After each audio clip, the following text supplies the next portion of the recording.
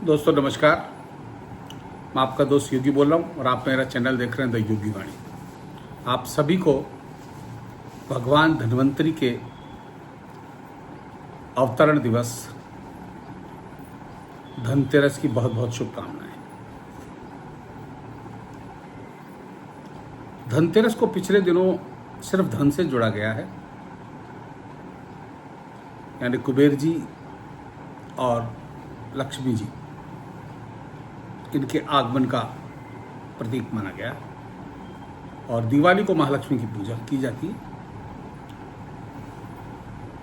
दिवाली की खुशियों की शुरुआत कालांतर में इसलिए की गई थी कि उस दिन भगवान राम 14 वर्ष का वनवास काट के अयोध्या आए थे। इसी खुशी में दिवाली का पर्व मनाया जाता है और अमावस्या की रात्रि होती है, इसलिए महालक्ष्मी का पूजन किया जाता है। तो धनतेरस को आप धन के लिए न तरसें। कुछ केस स्टडी मैं बता रहा हूँ। एक केस जो तकरीबन 2 साल पहले मेरे साथ घटित खुद के साथ हो चुका, वो बता रहा हूँ। एक बार मैंने प्रोग्राम बनाया था बाबा रामदेव के यहाँ ऋषिकेश में शिविर में जाने का, जहाँ 10-15 दिन वहाँ भर्ती रह के और मैं चिकित्सा करना चाहता था। अपना वजन कम करने का मेरा मुहिम था और हम 3 लोगों का उसमें जाने का तय हुआ था। और मैंने जो गलती करी आप नहीं करें तो आपका पैसा सुरक्षित रह सकता है और आप धन के लिए न तरसेंगे धनतेरस के दिन। तो मैंने गूगल पे सर्च मार के और ऊपर देखा तो उसमें पतंजलि योगपीठ का लिखा हुआ था, एक नंबर दिया हुआ था। मैंने उस नंबर से बात की। मैंने कहा मैं 15 दिन का शिविर अटेंड करना चाहता हूँ, इस तारीख से तारीख। उन्होंने पूछा भाई कहाँ क्या करना चाहते हैं, तो मैंने उनको बताया। तो उन्होंने मेरे को चार्ज बताया कि आपको 25 हज़ार रुपये देने पड़ेंगे एडवांस और इससे आपकी बुकिंग हो जाएगी। उन्होंने मेरे को बाकायदा एक QR कोड भी भेजा। QR कोड के जरिए पतंजलि योगपीठ का नाम ही उसमें आया और फ़ोन पे से मैंने उस पेमेंट को कर दिया। थोड़ी देर बाद उनका फ़ोन हो रहा है कि आपका पूरा पैसा नहीं आया है, आपका जो खाना वाना चलेगा उसका पैसा भी इसमें आपको देना होगा। तो तत्काल ही मैंने उस पैसे को और पे कर दिया। तभी अचानक मेरे मन में साइबर क्राइम के प्रति बढ़ते अपराधों का सोच के अचानक शंका हुई और फिर मेरे को पक्का लगा कि मेरे साथ फ्रॉड हो गया है। अब मैंने फ़ोन पे को कहा, बैंक ने बंद कर दिया खाता। फ़ोन पे ने भी कस्टमर सपोर्ट से कहा कि हाँ हम कोशिश करते हैं आपने, और ये मैंने सिर्फ 10 मिनट के अंदर कार्रवाई कर दी, क्योंकि वो बंदा पैसे लगातार मांगे जा रहा था। बाद में 1930 जो बहुप्रचारित नंबर है, बहुत सारे वीडियो बनाए गए हैं कि साहब साइबर क्राइम का नंबर है, आप इस पर कॉल करें तो आपकी रिपोर्ट दर्ज कर ली जाएगी। वहाँ भी कॉल करा। बहुत बड़ी मशक्क़त के बाद वो कॉल उठा और उन्होंने उसे रजिस्टर्ड किया और केस को रेफ़र कर दिया मेरे इलाके में। मेरे इलाके का जो थाना है वहीं सांगानेर थाना, वही लगता है मेरे इलाके में, वहाँ रेफ़र कर दिया। सांगानेर थाने में बाकायदा लिखित रिपोर्ट भी कराने गया मैं। FIR तो उन्होंने नहीं कर, एक एप्लीकेशन दर्ज करा ली, पूरा घटनाक्रम उन्होंने लिखवा लिया और लिख लिया। मेरे साथी पत्रकार मित्रों से मैंने कह के वहाँ के थानाध्यक्ष से भी मुलाकात की। उन्होंने कहा नहीं कार्रवाई होगी, हमने आपके यहाँ एक अधिकारी जो है रिपीट कर दिया। दूसरे दिन फॉलोअप करने में पहुँचा। उधर जब मैं साइबर क्राइम की जो 1930 नंबर पे मैंने दर्ज कराई थी रिपोर्ट, वहाँ से भी मैसेज आया कि आप सांगानेर थाने में संपर्क करें, वहाँ कुछ होगा। वहाँ जाके मैंने बात करी तो वो ड्यूटी ऑफिसर जो मेरे लगाया गया था, हवलदार श्रेणी के अधिकारी थे, उनसे मेरी बात हुई।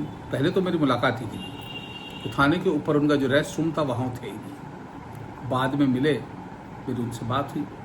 मैंने उनको गूगल खोल के बताया कि देखो इस नंबर पे क्या, वो नंबर मैंने वहाँ उनसे कॉल लगाई, फिर उस बंदे ने उस कॉल को उठाया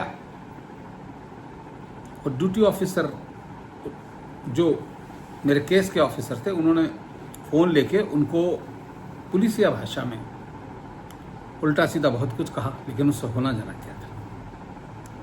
अब हम आज के आधुनिक दौर में एक ऐसे संगठित अपराध से दो चार हो रहे हैं जहां हमारे ट्रांजैक्शन सारे ऑनलाइन होने लगे।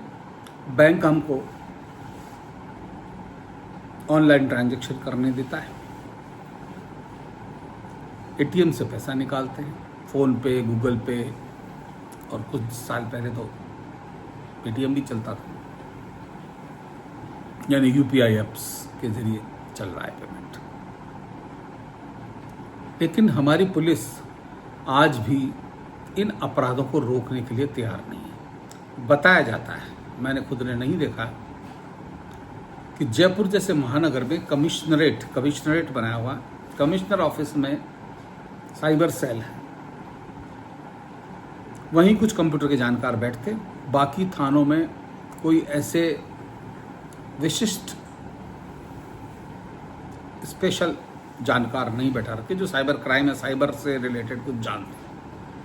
खाली वहाँ कंप्यूटर जरूर लगे पड़े हैं जहाँ वो रिपोर्टें दर्ज करते रहते हैं, कुछ लिखते रहते हैं, खाली टाइपिस्ट का काम करने के लिए उन्होंने लोग बैठा रखे हैं। तो ऐसे हथियार, ऐसे भोतरे हथियारों से हम आज के ज़माने में कैसे साइबर क्राइम से जूझ पाएंगे, ये मैंने केस स्टडी बताई है जो मेरी खुद के साथ घटित हुई।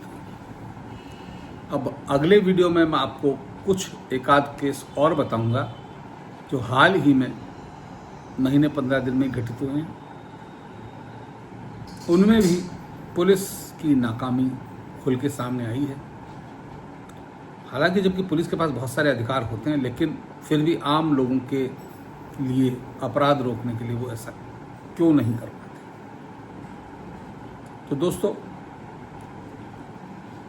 आप ये वीडियो देखेंगे तो हो सकता है आपको प्रेरणा मिले।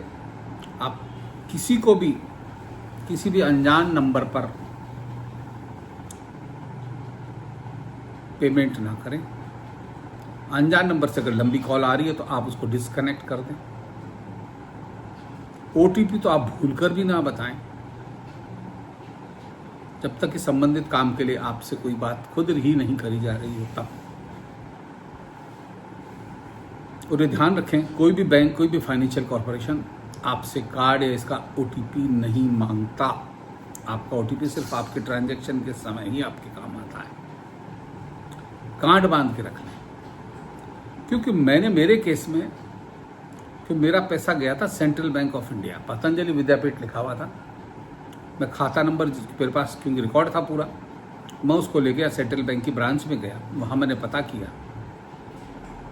तो पता चला कि इस नाम से इस नंबर का खाता जो है पतंजलि विद्यापीठ का है ही नहीं।